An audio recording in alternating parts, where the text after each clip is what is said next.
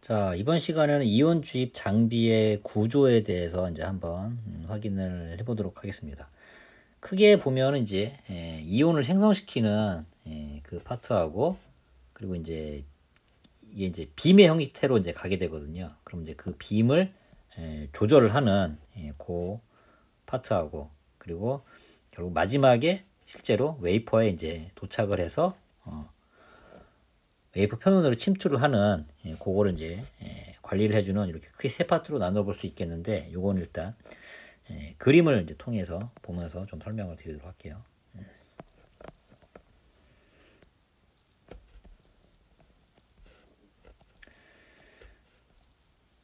네, 이온 주입 장비의 이제 전체적인 얼개 구조는 이제 이렇게 되어 있습니다. 그리고 제 개인적인 그 경험을 좀 말씀드리면은, 제가 신입사원일 때 사실 임플란트 장비가 이제 상당히 그 당시에는 좀 고가의 장비여서, 지금도 그렇게 싼 장비는 아닙니다만은, 라인에 들어가서 이제 여러 가지 장비를 이렇게 이제 신입사원 시절에 이제 살펴보고 있는데, 한마디로 이제 약간 견학을 이제 하는 거죠. 그런데 다른 장비와 다르게 장비의 벽면에 이런 마크가 있었어요. 여러분 이런 마크 혹시 어디서 보신 적 있나요?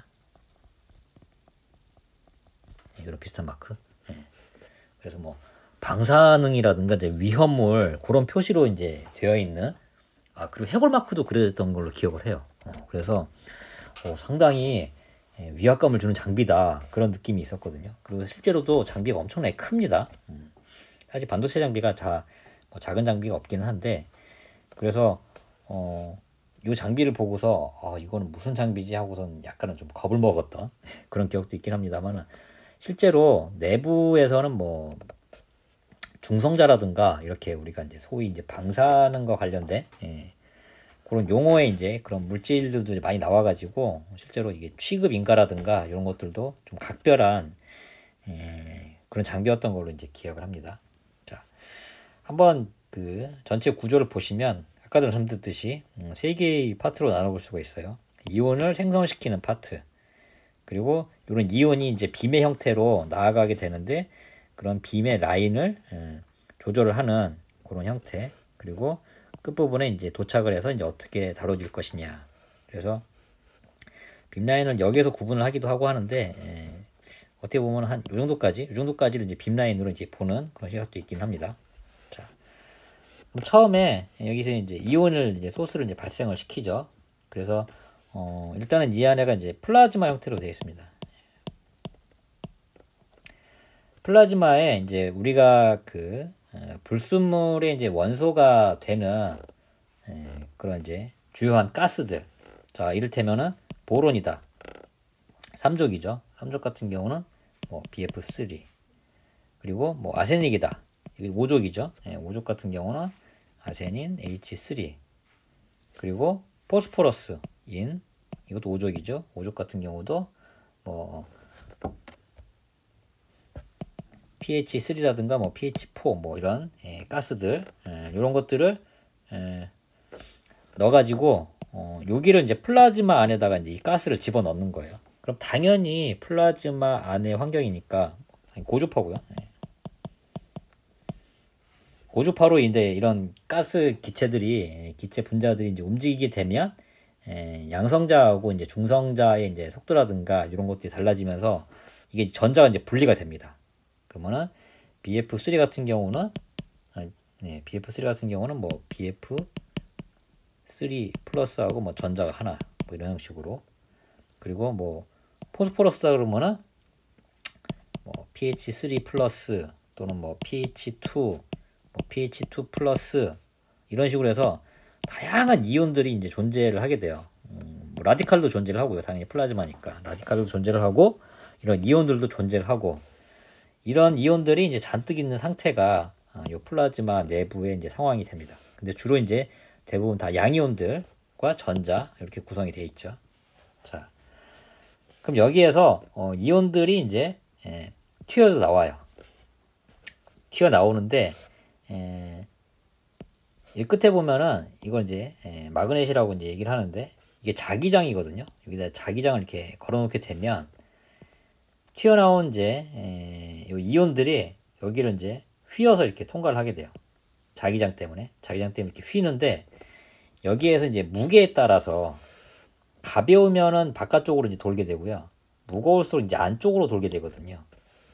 이 원심력의 힘 때문에. 근데 너무 무거운 이온 같은 경우는 미처 여기를 돌지를 못하고 여기 가서 이제 부딪히거나 이렇게 이제 소실이 됩니다. 그래서 딱 요 구간에 자기장에만 이제 딱 적당한, 그러니까 이 이온 중에서 무게가 이제 적당한 그런 이온들만 여기서 이제 걸러지게 돼요. 그래서 이 자기장을 이제 어떻게 구성을 하느냐에 따라서 우리도 이제 입맛에 맞는 이온들을 이제 고를 수가 있고요. 자, 여기에서 적당한 질량의 이온이 이제 휘어서 통과를 하게 되면 여기처럼 이제 통과할 수 있는 구멍을 이제 통해서 나가게 되고요. 그러면은 이게 여기에서 이제 또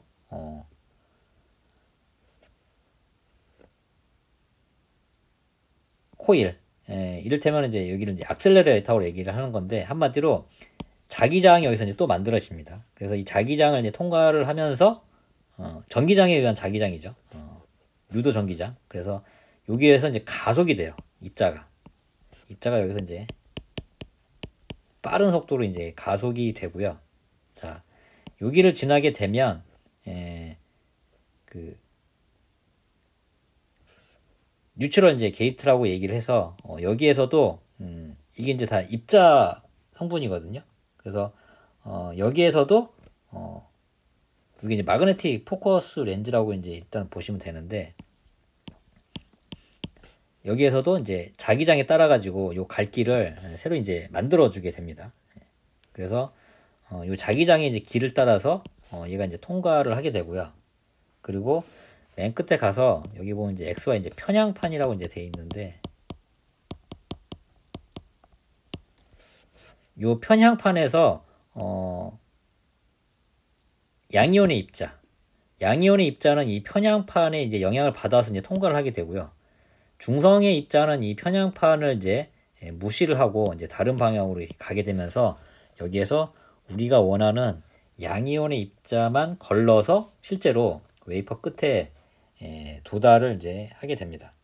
그래서 여기 이 중간에 가속기에서 어떤 전류의 크기를 걸어주느냐에 따라 가지고 가속되는 그 세기가 이제 달라지고요. 그리고 여기에서 어떤 이온을 걸러주느냐에 따라서 무거운 이온과 가벼운 이온을 이제 걸러줘서 우리가 원하는 이온의 형태대로 이 웨이퍼에다가 주입을 할 수 있게 됩니다. 그리고 최종적으로 이 웨이퍼에 주입이 될 때도 뒤편에서 말씀드리겠습니다만은, 웨이퍼 표면에 직각으로 입사를 하게 되면 당연히 웨이퍼니까 이렇게 직각의 형태대로 좀 더 직각으로 입사를 하게 되면 이제 주로 이온들이 여기에 이제 분포를 하겠죠. 근데 요거를 약간 비스듬하게 해주면, 한마디로 웨이퍼를 기울인다는 거예요. 이걸 틸트라고 얘기를 하는데, 웨이퍼를 약간 기울여 주게 되면 웨이퍼에 이제 비스듬하게 들어오는 거죠. 그러면은 입사각 자체가 이제 눕혀서 들어오는 거니까 요런 영역에 이제 그 이온들이 주입이 될 겁니다. 그래서 이온이 주입되는 영역이라든가 이런 것들도 틸트의 기능을 통해서 조절을 할 수가 있다. 그래서 입사 각도라든가 입사하는 깊이, 어떤 이온이 이제 여기에 들어가는지 이런 것들을 다 미세하게 조절을 할 수 있다. 이렇게 이제 보시면 되겠습니다. 그리고 최종적으로 여기에 들어온 이온의 양은 요거를 이제 측정하는 단계에서 이온의 전류계라든가 이런 걸 통해 가지고 얼마큼 이온이 들어와 있는지 이런 것들도 추가적으로 확인을 할 수 있게 됩니다. 그래서 요거를 개념적으로 다시 한번 해보면은 요 안에 이제 플라즈마 안에서 양이온이 이제 발생을 하고요. 이게 에너지, 위에 그림하고 이제 비교를 해보시면 에너지는 이제 계속 가속이 되고요. 요 끝에 편향판에 오게 되면 여기에서 중성빔은 이제 필터를 하게 되고, 우리가 원하는 양성자 이온의 양이온의 그런 이온들만 골라서 웨이퍼에 최종적으로 주입을 할 수 있게 되는 이 형태가 이온 주입 장비의 전체적인 구조라고 보시면 되겠습니다.